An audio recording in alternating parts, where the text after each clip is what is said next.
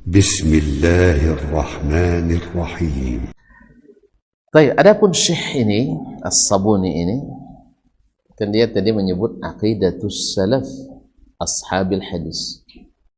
Ya, mungkin di di iklan itu disebut dan ahli hadis ya. Bukan itu judulnya. Ya. Itu ada kebijakan sendiri dari yang buat. Nah, jadi as-salaf itu ashabul hadis sama. Nah, adalah aqidatus salaf ashabil hadis. Karena mereka berakidah berdasarkan hadis Nabi SAW. Kenapa ditekankan hadis? Karena kan ahlus sunnah. Sekali lagi disebut ashabul hadis. Kenapa tidak ashabul Quran wal hadis? Makanya tadi dijelaskan, yang beriman pada sunnah mesti beriman pada Al-Quran. Tapi yang beriman pada Quran belum tentu beriman pada sunnah Nabi SAW. Makanya disebutkan ini supaya include iman pada Allah SWT. Kan orang banyak beriman pada Allah. Orang jahiliyah dulu beriman tidak pada Allah?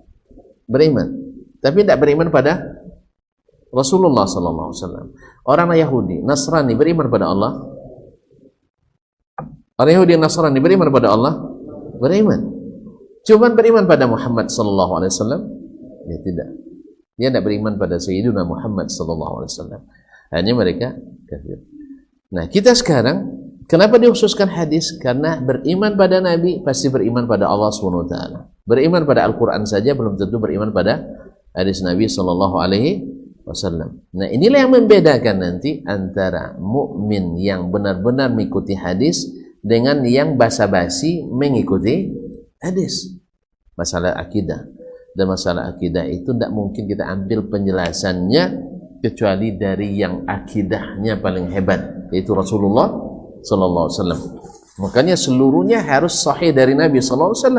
Nah, kalau sudah sahih masih kita bolak-balik lagi, itu bukan manhajnya as-salaf ashabil hadis.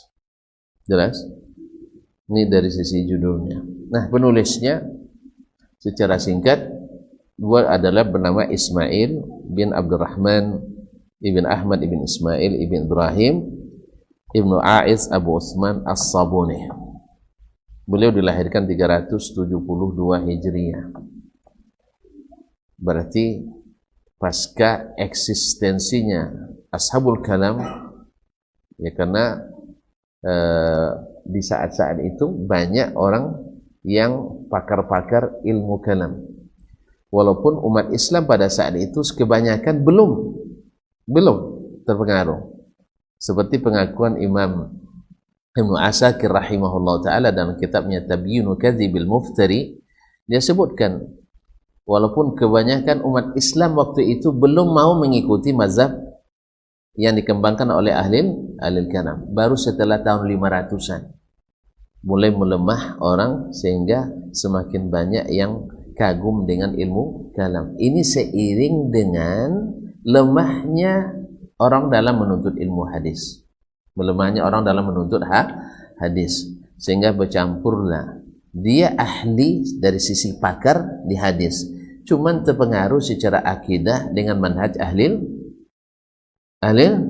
kalam. Allah musta'an. Karena Abu Nasr min kibaril wa'idhi bin Sabur. Ayahnya dulu termasuk orang penceramah kondang lah bahasa sekarang nih ya. Penceramah kondang di Nisabur. Tapi istilah wa'iz dulu itu, kalau kita kan penceramah kondang sekarang orang terkekeh-kekeh ketawa itu yang kondang kan. Kalau dulu enggak, wa'iz itu seperti Ibnul Jauzi rahimahullah yang senantiasa membuat orang menangis di majelis. Menangis akhirnya dengan ilmu. Menangis mengingat akhirat, bukan menyenangkan dan menghibur. Makanya ketika saya sebut penceramah kondang, tuan-tuan agak lain nampaknya. Lain nampaknya.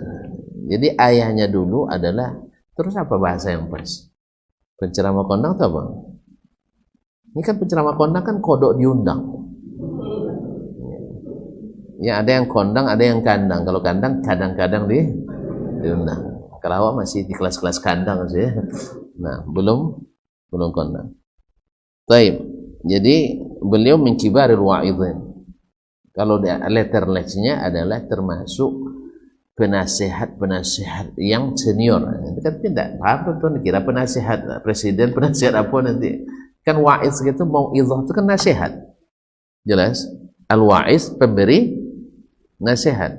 Yang pas bahasa sekarang kan penceramah. Atau buatlah istilah menurut nah. Memang enak bahasa Arab lagi di bahasa kita.